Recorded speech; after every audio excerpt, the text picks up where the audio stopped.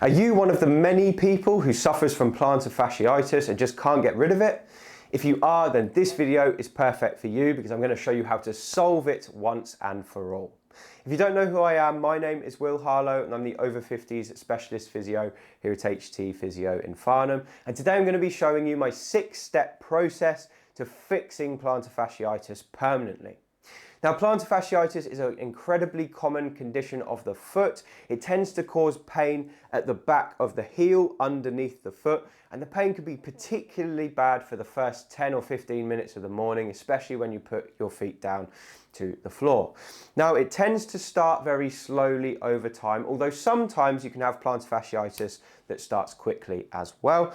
And it causes horrendous pain here. It can affect walking and it can make life very, very uncomfortable. Now, the plantar fascia is this tissue here at the bottom of the foot. And basically it joins the front of the foot to the back of the foot and it transmits forces through the toes back through the foot here and propels us off the ground when we walk. So it's got a very important job. It also keeps the structure of the foot. You can see that from the inside of the foot we've got a nice natural arch, and the plantar fascia is one of the things that keeps that arch in place. It's almost like a spring loading mechanism of the foot. Now, the problem with the plantar fascia is it behaves a little bit like a tendon in that it can develop wear and tear, and it can also develop tiny little micro tears in it over time through overuse or injury that can cause pain right on its insertion point. So that is where people end up with pain with plantar fasciitis, right on the bottom of the heel.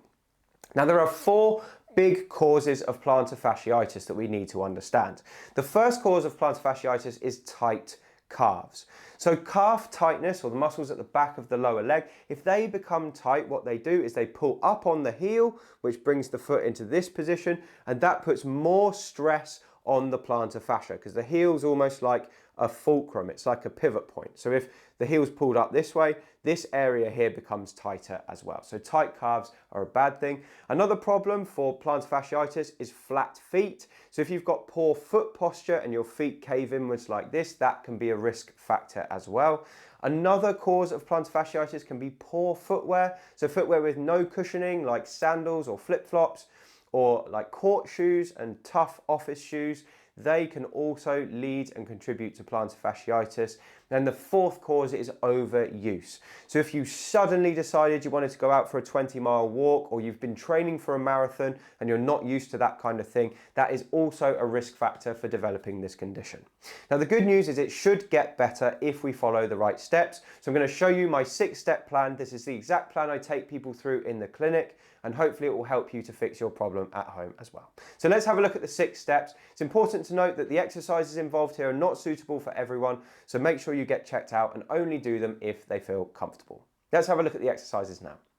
So the first thing we need to do to fix plantar fasciitis is to fix those tight calves. And I'd say 90% of people with plantar fasciitis do have tight calves. So this is such a worthwhile exercise and one of the best ones. So the calves are these muscles here, the muscles at the back of the lower leg. And if they're tight, they pull up on the heel, which puts stress on the plantar fascia and can cause the problem. Luckily, we can stretch the calf quite easily, and I'm going to show you one great exercise to do so. So this is the calf stretch. All you need is a wall or something to lean on so you can put your body weight against. So 2 hands flat on the wall like this. The affected leg is going to go at the back with the heel and the foot on the floor. The other foot stays flat as well, and you're going to keep the back leg straight, and then you're going to bend that front knee like this. And what we want to do now is hold for 30 seconds when we start to feel a stretch at the back of the calf, and then relax there like this. Now, when you're doing this stretch, it's very important not to allow your foot to cave in, because if we allow the foot to cave in, basically we're stretching the part of the calf that isn't necessarily as linked to the plantar fascia.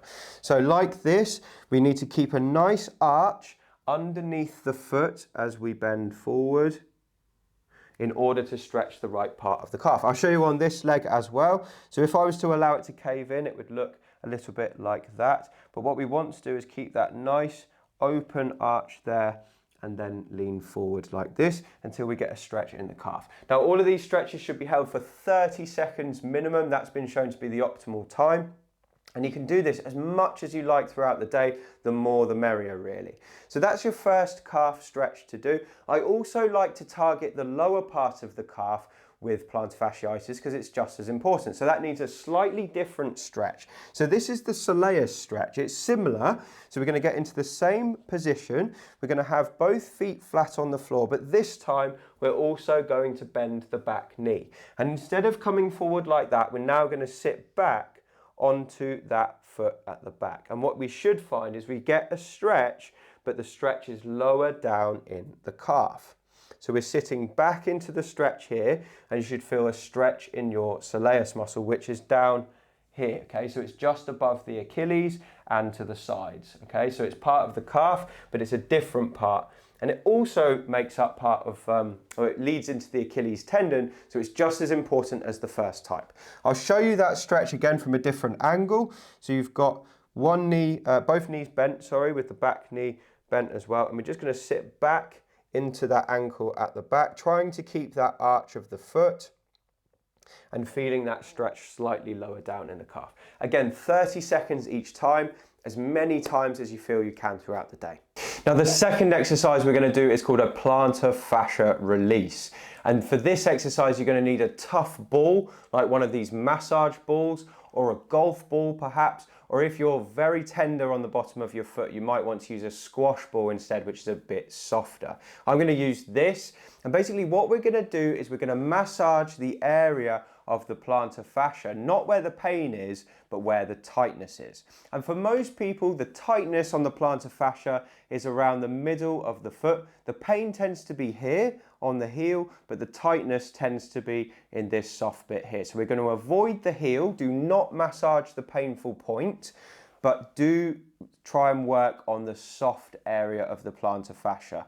Now this area tends to have knots and can feel a bit bubble wrappy when we press on, and that means that basically it's tight, and that tightness is contributing to the stress on the sore area. So to make this exercise work, you sit in a chair, you put your ball on the floor like this, and you're going to put the middle and front of your plantar fascia on the ball, and you're just going to use some pressure directly down to work on the tight spots in the plantar fascia. So we're just rolling it around and we're looking for tight, sore spots. Now they should almost feel like a nice pain if you're getting it right. It should feel like it's a little bit sore, but it feels like it's releasing something, and that's really what we're going for.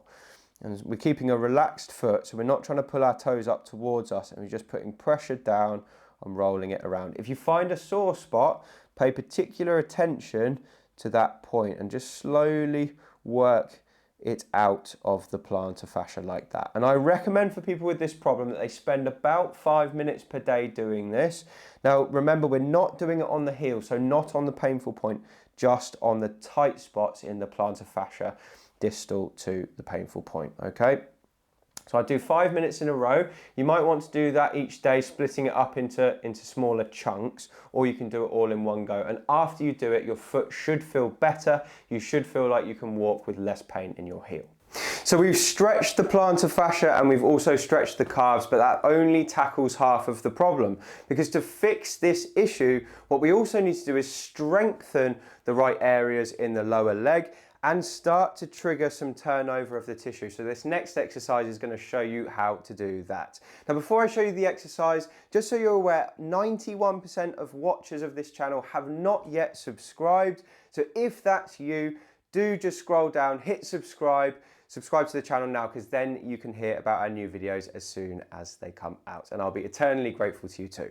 Anyway, let's have a look at this exercise. So this exercise is called the heel raise with toe lift, and to make it work, you just need a towel and something to hold onto. So the first thing we're going to do is we're going to take our towel and we're going to roll it into a little bit of a sausage shape like this, and then we're going to put that sausage shape on the floor, okay? So we've got a rolled up sausage like that in the towel on the floor. And then what we're going to do here is we're going to put just our toes onto the towel. So it's not the whole foot, it's not the forefoot, It's just the toes on the towel like this. And what this does is just lifts those toes up a little bit away from the floor. Then the exercise is quite simple. We're just going to bring our weight forward and up, lifting up by raising the heel, hold for a second at the top, and then very slowly allowing the heels to drop back down to the floor. And then we try again. So lift up like this, hold for a couple of seconds. Then we want to take about 4 seconds to get back down to the floor. So it's up in 2 and then down 1, 2, 3, 4 in 4. And the idea here really is to keep working until we start to get some fatigue in the calf muscles at the back of both legs. Now, if this is very simple for you, what I would do is I would go up on 2, take the good one away, so it's just the right one we're working, and then slowly lower down just on the bad leg. So again, up on 2, take it away, and then slowly back down. Now only do that if you find you can do more than 15 of the first one. If you can't do 15, just stick with the first variation of this. And again, with this exercise, we're going to try and do it a few times a day. Whenever you get a minute, just do a set of these because it starts to get that plantar fascia tissue healing a lot quicker and strengthens the calves, which is also very important. Now, the fourth step for fixing plantar fasciitis is to choose the right footwear. Now, when we're talking about the right footwear, what we need really are cushioned heels and some support for the arch. So that means flip-flops and sandals are not typically the best footwear for plantar fasciitis, although the caveat is there are some sandals now like Birkenstocks that do have pretty good foot molding, which can work well for plantar fasciitis, but your typical flat-shaped soles are not fantastic for this problem. Barefoot shoes, probably not a good idea for plantar fasciitis just because there's no cushioning for the heel. I don't mind those as a whole, but when you've got plantar fasciitis, not typically a good idea. Now, I personally had plantar fasciitis, and one of the best things for me was wearing a pair of these. You can see these are my old dirty running trainers, but this is exactly the kind of thing that can help. So these are the Nike Air Pegasus. I've not been paid to mention these, they're just my favorite trainers. And basically they've got really spongy, cushioned heels, but they also have support for the foot. They've got a carbon fiber plate within them, which means the shoe can't be bent in half. That's very important. So you want rigid structure, but soft cushioned heels, and ideally a bit of a heel raise there at the back. So this is the kind of thing I would go for. Now, you want to be wearing these as much as you can whilst you're getting better. So that might even mean putting them on around the house, to wear them around the house. And obviously when you're out and about walking on concrete, something with cushioning like this can really, really help.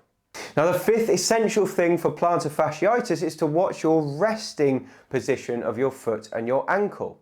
Now, we think about exercises and we think about walking, but not many of us think about how we sit and how we lie down and what our feet are doing then. And just because you're not on your feet doesn't mean you can't be helping your problem to get better whilst you're sitting and resting. So if you're sat at a computer and you have your feet out in front of you and your feet are floppy, what that's effectively doing is allowing the calf to very slowly get tight again. So you're almost undoing some of the work you did when you were stretching it out. So what I would prefer to do is to have your legs tucked underneath you at the desk when you're sat, so that your calf is actively on a little bit of a stretch. That's just my theory, and I think that helps people to get better a bit quicker. And equally, when you're lying in bed, if you lie on your back and you tuck your sheets in at the bottom of your bed, that's going to push your toes down like that. And equally, that's going to put your calf into a shortened position, and it's going to undo some of your stretching. So we shouldn't sleep with our sheets tucked in at the bottom of the bed, because that's going to pull your foot down. You want to have your sheets out at the bottom of the bed so that your foot can stay relaxed and ideally not pointing down away from you as well. And then the sixth thing to consider when we're talking about plantar fasciitis is use of an insole. Now, if I was going to prescribe an insole for someone, I would always go down the route of prescribing custom fit orthotics. And these are orthotics that are prescribed specifically for the patient based on data we've taken from our foot scan walking pad, which basically scans someone's foot as they walk, assesses their biomechanics, tells us exactly how they walk and how their foot interacts with the floor, and then allows us to build a 3D printed orthotic based on the data. So typically we get something like this, which is molded perfectly to fit someone's foot. If you're interested in this kind of service and you're local to the area, obviously we can do this for you, or you can find a foot scan and fits recognized provider, fits with a PH.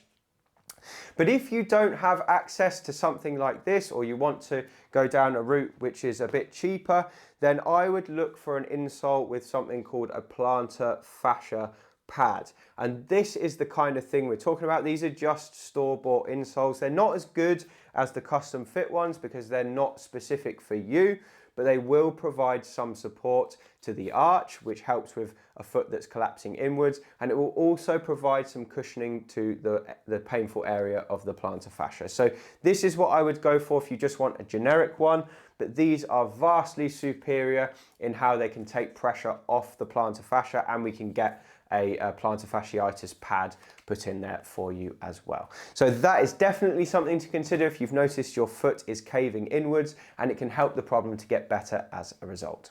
So anyway, those are the 6 things I would tick off with someone who has plantar fasciitis. If I was seeing that person in clinic, the other thing we would do is soft tissue work to their calf, to their plantar fascia, and ultrasound to the area where the plantar fascia is painful. Those 3 things tend to speed up recovery as well. But the 6 steps I've given you are things you can get on with at home. I hope you found this video useful. If you have, please leave a comment below and let me know. And if you want to get more from me, you can pick up a copy of my book. It's called Thriving Beyond 50, and you can find it on Amazon using the link below. Anyway, thank you so much for watching. I appreciate your time, and I'll speak to you on the next video.